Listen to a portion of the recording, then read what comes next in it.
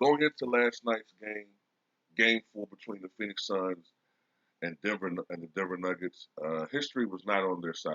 All right, they were down 0-3. No team has ever come back from 0-3 in the NBA. I believe two teams have forced a Game Seven, only to go on to lose. Um, Two teams in hockey have come back from 0-3 to win a series. It's only been done in Major League Baseball once. The 2004 Red Sox were down 0-3 to the New York Yankees. I remember that game three, the Yankees beat the shit out of the Boston Red Sox 19-8.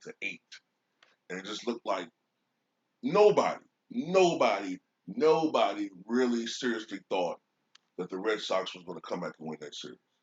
Um, as a fan, you had to have hope. That's the only thing you can hope for. You have to pray for the miracle, and a miracle occurred. But I can tell you right now, miracles are called miracles for a reason because they don't happen very often. And I seriously doubted that a miracle was going to save Denver against the surging Phoenix Suns. And all I can say about last night was Denver tried. Denver tried as they may. Denver tried as they might. But Chris Paul was going to win this fight. Oh, yeah. Oh, yes. Chris Paul going to win tonight. And, I mean, this was the best performance I've seen of Chris Paul in a playoff game in a long, long time. Um, I mean, I'm telling you, Chris Paul was always a great player. And when he was younger, when he could go more full throttle, he was one of the great point guards I've ever seen. I remember when he was younger, I would say 2007, 2008, 2009, 2010, over a decade ago. I remember him being compared to Isaiah Thomas. Now, when you're being compared to Isaiah Thomas, you're truly fucking great, okay? Somewhere along the line, because of unfortunate injuries and playoff debacles, his reputation soured. You know what I'm saying? Some people looked at him as, maybe he's not as good as we think he is. When I would watch him, I'm like, are you fucking kidding me? It's just that, unfortunately, man, this dude was cursed with injuries, you know? But right now, he's healthy. He's hungry. He's a smarter basketball player. He can't, he knows how to pace himself now. Well, you know, I'm not saying he didn't pace himself before, but when you get older as an athlete, you learn to pick your spots better. And right now, he is leading this team to the promised land, potentially. Denver tried, and maybe if Nikola Jokic did not get thrown out of the game in the third quarter, and by the way, that was a bad, terrible decision by by the refs to throw Jokic out. Flagrant one, okay. Even though I don't even think that was a flagrant. I thought Cameron Payne was being over dramatic with that shit. You can clearly see Nikola Jokic was going for the ball. Okay.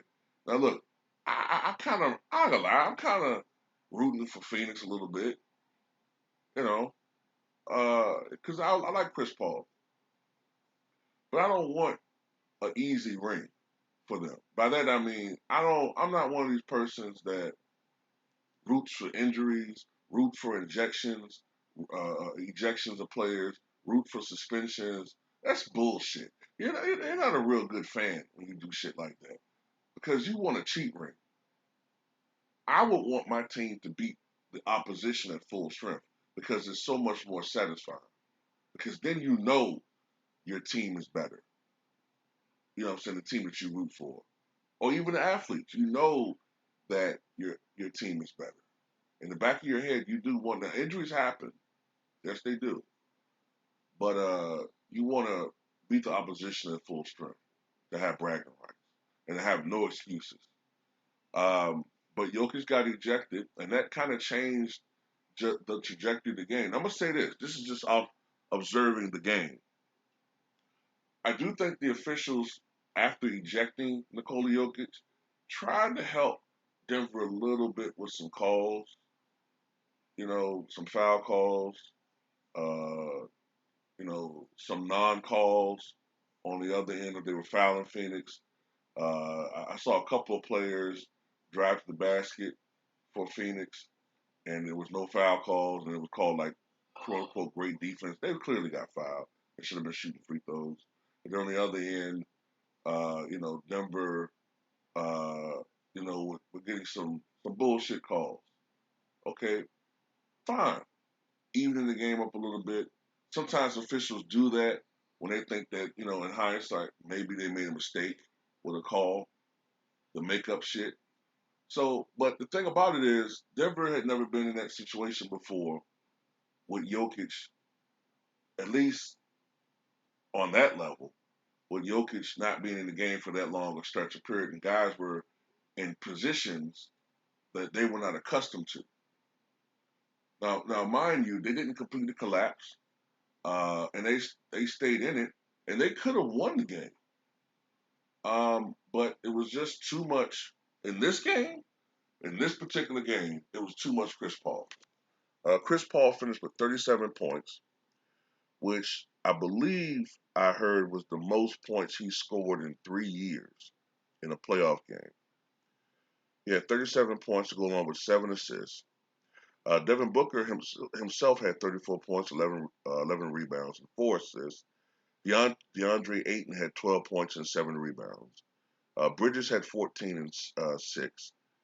And Jay Crowder had 9 points and 10 rebounds. So Crowder missed by 1 point. It would have been, I think, the fourth straight game with all guys, well, with 5 guys in double figures. Crowder was just 1 point shy of that. For the Denver Nuggets, Michael Porter Jr. finished with 20 points. Andre uh, Aaron Gordon, had 8 points and 6 rebounds. Jokic had 22 points, 11 rebounds, and only 28 minutes of play. Barton had 25 points. Morris had 19. Campazzo with 14. Um, Phoenix was very efficient with their overall shooting, 52%. Denver at 46%. The Suns made 36% of their threes. Denver made 38% of their threes. One of the differences in this game was free throw shooting.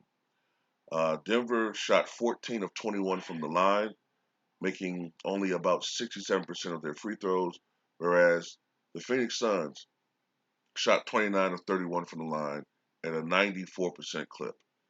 Denver uh, pretty decisively lost a rebounding battle, 48 to 37. Um, Phoenix actually had more turnovers, which helped to keep the game from being a blowout. But overall, it was just too much offense for the Phoenix Suns. They won 125, 118. So they go on to the Western Conference Finals.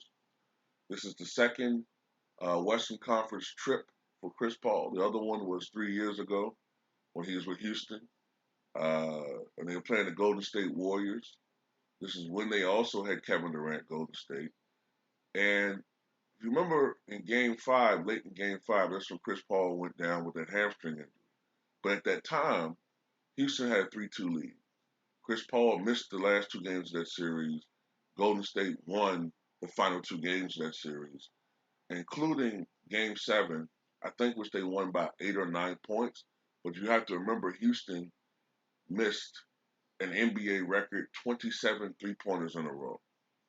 I can't help but think if Chris Paul had played in that Game 7, the Houston Rockets would have defeated the Golden State Warriors.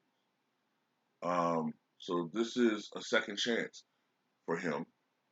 The opponent will either be the Clippers or the Jazz. Uh, but time is running out for Chris Paul. This is the best opportunity he has to at least get to an NBA Finals. I think this team is capable of doing that. Uh, and I want to say this,